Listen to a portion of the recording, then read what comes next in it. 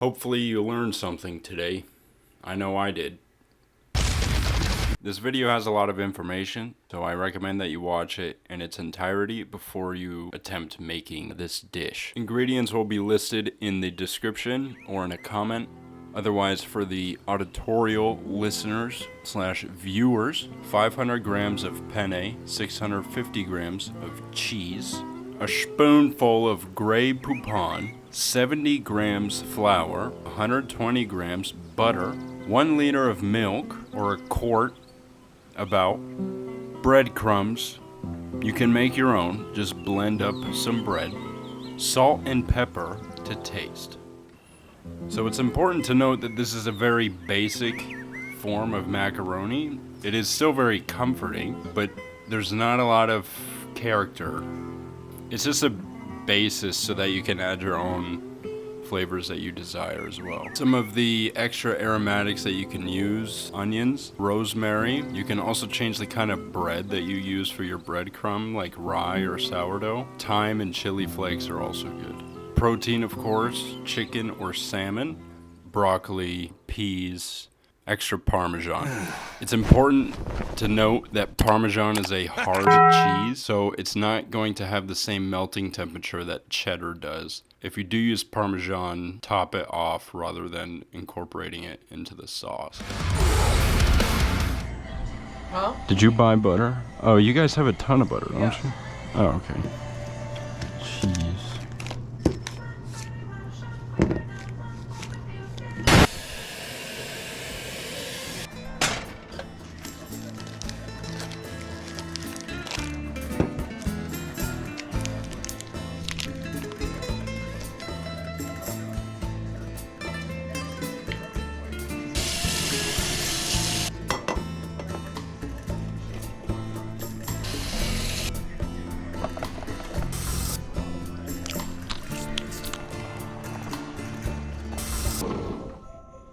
Hello, sweetie.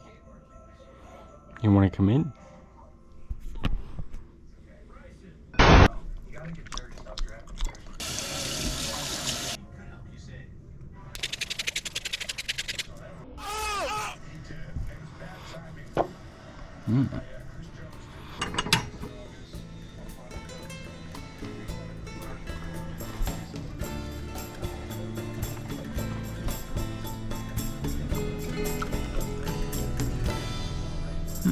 Kinda tastes like licorice.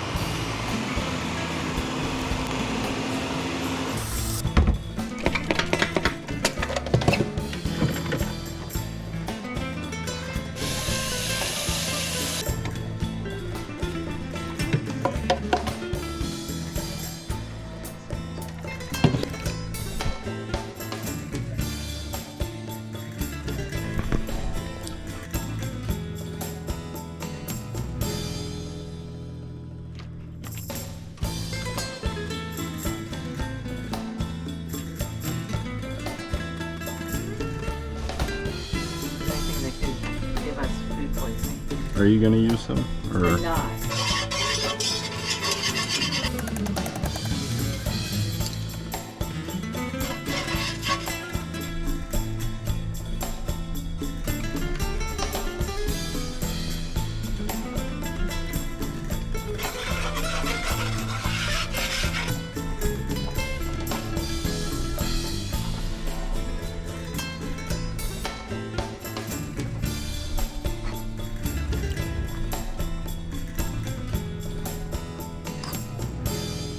won't not have any?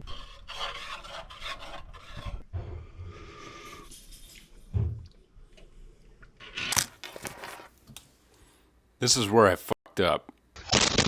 Not that bad, but still pretty bad. For some reason, I was too busy stimming on my whisk that I didn't realize I was breaking my sauce. It's called breaking because the cheese is literally breaking. This occurs from being too aggressive with either the heat or whisking.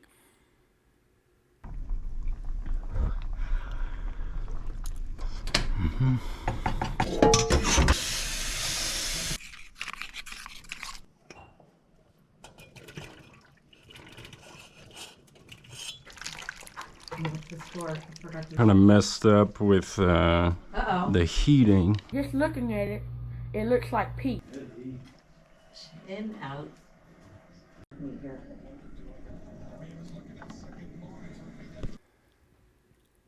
Cheese is the basis for the majority of the flavor and texture of this dish. Basic rules apply when getting your cheese, and just to mention, it's best practice to get your products from your local dairy farmer and support local farmers. But understandably, that's not always an option. Basic ingredients. A good basis for this is that it only contains milk, cultures, salt, and enzymes. There is also a common ingredient, bricked up. Blocks typically pack a deeper and more preserved flavor. No shredded cheese.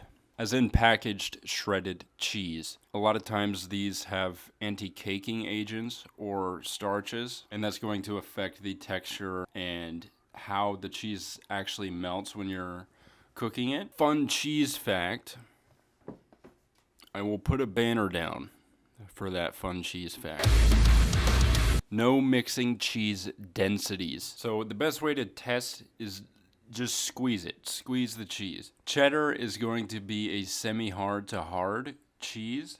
Also, older cheeses will have less water content, so it's going to be harder. A basis is that the harder the cheese, the higher temperature to melt. Basically, if you mix cheeses, like a soft and a hard cheese, your soft cheese will break before your hard cheese. Now that I'm thinking of it, there might be a way. If you melt the hard cheese first and then bring it back down to temperature and then melt the soft cheese that way. I guess I completely just contradicted my argument there. But bronze cut is during the pasta making process when the dough is pushed through the shaping whatever and then it's cut like on the circular cutter thing. When it's bronze, I don't know the exact science behind it, but basically creates a better texture for the pasta to hold sauce. An easy way to see if it's bronze cut, you look for a sort of haziness to the pasta. Teflon cut is much smoother and won't hold your sauce as well. Also, the texture is not great and has less flavor, in my opinion. On the bag or on the box, it'll say how long to cook it. I always go for the lower number and I set a timer for that amount of time. My tip is that you incrementally try the pasta, feel the pasta in your teeth to get a better idea of like what the texture is that you're working with at that moment.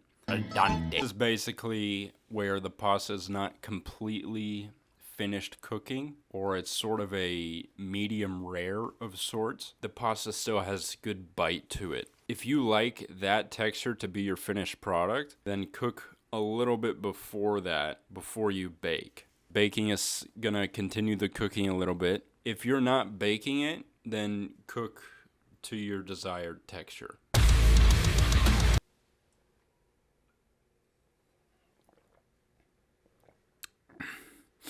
Skill issue.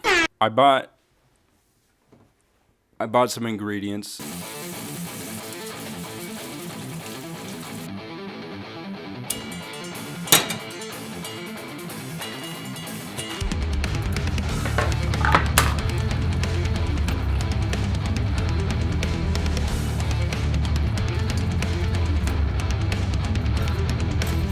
I'm setting it aside because this is conducting heat very quickly. It's also browning, so I'm just mixing it around just so it cools down a bit.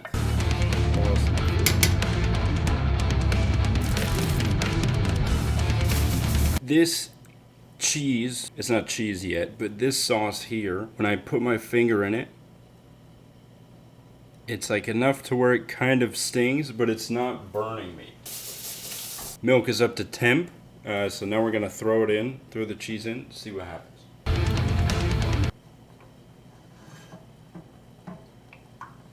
You really need to give it time to melt.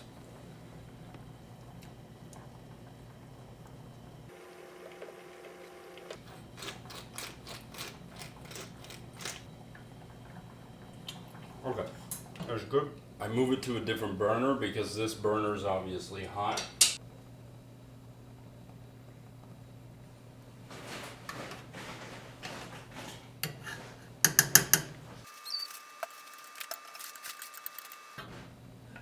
So one thing to know, when you're finished cooking your pasta, you don't want to put it into the cheese too quickly because the noodles are still very hot. So just give it some time. I'm gonna try adding a little bit more cheese. So I measured the amount of milk left over from the canister I used, and it looks like I used about a liter, which is double what I was supposed to. Now I'm gonna have a very cheesy sauce with not a lot of pasta. So